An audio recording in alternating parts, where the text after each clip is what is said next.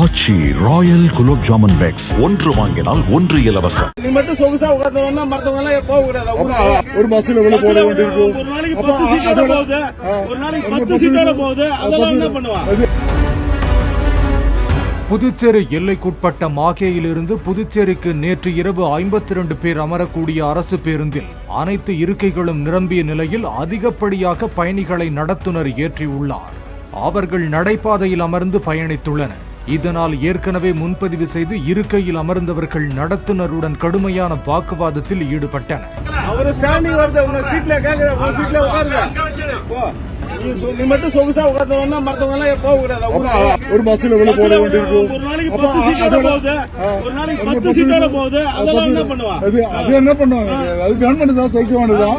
அதனால இது வேற ஆளை ஏத்துமா? நீ இப்போ எங்க போறதுக்கு சொல்ற உள்ளதான் அதுக்குள்ள உட்கார வச்சு கேபினுக்குள்ள இல்ல கேபின் நீ சொல்ல கூடாது. நான் தான் சொல்றேன். யார் சொல்ற?